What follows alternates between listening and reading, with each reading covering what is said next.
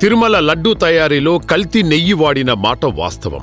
కాబట్టే లడ్డూలు వాసన వస్తున్నాయని భక్తులు ఫిర్యాదు చేశారు. అయితే ఇంతటి ఘోరమైన అపచారానికి కారకులెవరు అనేదే ఇక్కడ ప్రశ్న.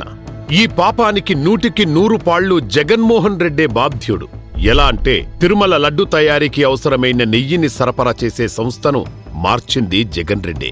తమిళనాడుకు చెందిన ఏఆర్ డైరీకి కాంట్రాక్టు దక్కేలా టెండర్ నిబంధనలను మార్చింది జగన్ రెడ్డి. ఇకపోతే లడ్డూ తయారీలో కల్తీ నెయ్యి ఎలా వాడారన్నది చూద్దాం.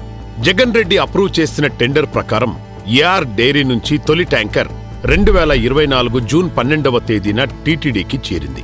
అలాగే జూన్ 20, 25, జూలై 4వ తేదీలలో మరో 3 ట్యాంకర్లు వచ్చాయి. ఈ ట్యాంకర్ నుంచి జూన్ 12, 21, 25, జూలై 4వ తేదీలలో అంటే ఎప్పటికప్పుడు ట్యాంకర్లు వచ్చిన వెంటనే శాంపిల్స్ తీసి టీటీడీ ల్యాబ్కు నాణ్యత పరీక్ష కోసం పంపించారు. అయితే టీటీడీ ల్యాబ్లో కేవలం కొన్ని బేసిక్ పారామీటర్స్ అయిన moisture, RM value, rancidity, iodine value, milk fat లాంటి చిన్న చిన్న టెస్టింగ్లు మాత్రమే జరపడానికి వీలుంది. నెయ్యిలో జంతు కొవ్వు కలిసి ఉందా లేదా అని పరీక్షించగలిగే సామర్థ్యం, సౌకర్యం టీటీడీ ల్యాబ్కు లేదు. అందుకే బేసిక్ టెస్ట్ లో ఈ 4 ట్యాంకర్లు పాస్ అయిపోయాయి. దాంతో ఈ 4 ట్యాంకర్ల నెయ్యిని లడ్డు తయారీలో వాడేశారు. పైగా జగన్ గ్యాంగ్ ఇంతటి పాపానికి ఒడగడతారని ఎవరు మాత్రం ఊహించగలరు చెప్పండి? లడ్డూ తయారై భక్తులకు చేరాకే జగన్ చేసిన ఘోరంపై అనుమానం చెంది. ఎందుకంటే లడ్డూ వాసన రావడం, నిల్వ ఉండకుండా త్వరగా చెడిపోవడం, రుచి లేకపోవడం వంటి అవలక్షణాలు బయటపడడంతో భక్తులు లడ్డూపై టీటీడీకి ఫిర్యాదు చేశారు. అనుమానం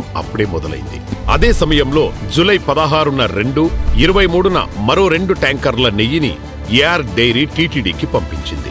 వెంటనే అప్రమత్తమైన టీటీడీ ఆ నెయ్యిని వాడకుండా అదే తేదీలలో శాంపిల్ సేకరించి టీటీడీ ల్యాబ్కు కాకుండా గుజరాత్లో ఉన్న ఎన్డీడీబీ ల్యాబ్కు పంపించి పరీక్ష చేయించారు. ఆ పరీక్షలో తేలిన వాస్తవాలు అందరినీ అవాక్కయ్యేలా చేశాయి. ఎందుకంటే ఆ నెయ్యి తయారీకి జంతు కొవ్వు వాడినట్టు నిర్ధారణ అయ్యింది. 4 ట్యాంకర్స్, అప్పటికే 4 ట్యాంకర్స్ వచ్చేసాయి, దాన్ని వాడారు. 4 ట్యాంకర్స్ వచ్చాయి. 4 ట్యాంకర్ చెప్పినా ఎనలేదు కాబట్టి అక్కడి నుంచి ఈయనకుండే అధికారం ఉపయోగించుకొని ఎన్డీడీబీ ల్యాబ్కు పంపించాడు. ఎన్డీడీబీ ల్యాబ్కు పంపిస్తే అది 16/7/2024, 23/7/2024 రిపోర్ట్స్ బ్యాక్ వచ్చాయి. ఆ రిపోర్ట్స్ బ్యాక్ వస్తే ఆ రిపోర్ట్స్ ని బేస్ చేసుకొని అతను యాక్షన్స్ మొదలుపెట్టాడు. వెంటనే ఆ 4 ట్యాంకర్లను తిప్పి పంపించడమే కాకుండా ఆ కంపెనీపై చర్యలు తీసుకుని బ్లాక్ లిస్ట్ లో పెట్టారు. కానీ ఏం లాభం?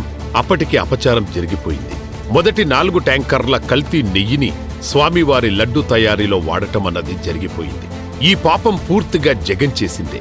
ఇది బయటపడేసరికి ఏఆర్ డైరీ పంపిన జంతు కొవ్వు కలిసిన నెయ్యిని లడ్డు తయారీలో అసలు వాడలేదు అంటూ జగన్ గ్యాంగ్ ప్రచారం చేస్తోంది. ఆ నెయ్యిని వాడకుండానే అటు టీటీడీ, ఇటు చంద్రబాబు గారు అబద్ధాలు చెబుతున్నారని నాలుక కొవ్వు పట్టిన మాటలు మాట్లాడుతున్నారు వైసీపీ నేతలు. జగన్ రెడ్డి, ఇదిగో ఈ వీడియోలు చూడు. ట్యాంక్ నంబర్ చెప్పాను కదా, 10 సుమారుగా 10 వాడాను. అది ఎగ్జాక్ట్ నెంబర్ లేదు కానీ 10లో అంటే 10 వచ్చాయి. 10లో 4 டெஸ்டிங் பம்பிச்சோம். மிగిలినవి வார்த்தை. எல்லாரோட கேள்விகளும் ஒரே மாதிரி இருக்க பட்சத்தில் நான் காமனாகவே விளக்கம் கொடுக்க விரும்புகிறோம். ஏன்னா நிர்வாகத்தின் ஒரு நபராக தான் நாங்கள் முன்னாடி பேசிகிட்டு இருக்கேன். ஸோ நாங்கள் தேவஸ்தானத்துக்கு சப்ளை பண்ணது ஜூன், ஜூலை மாதத்தில் நாங்கள் அமைச்சிருக்கோம். கண்டினியூஸாக அப்போ நடந்தது 2 மாதங்கள் தொடர்ச்சியாக அமைச்சிருக்கோம். మేము నెయ్యి పంపించాం అని తేదీలతో సహా ఏఆర్ డైరీ ప్రతినిధి చెబుతుంటే నువ్వు నీ సొంత కథలు ఎలా చెబుతావు? చేసిన పాపానికి స్వామి వారి కోట్లాది భక్తులకు క్షమాపణ చెప్పాల్సింది పోయి ఊకరింపులా అబద్ధాలతో ప్రధానికి లేఖ కూడా రాశావంటే నీ బరితెగింపు అర్థమవుతుంది. ఆ దేవదేవుడితో పెట్టుకున్నావు, భక్తుల మనోభావాలను గాయపరిచావు. ఇప్పటికైనా చేసిన పాపం ఒప్పుకొని ప్రాయశ్చిత్తం చేసుకో జగన్ రెడ్డి.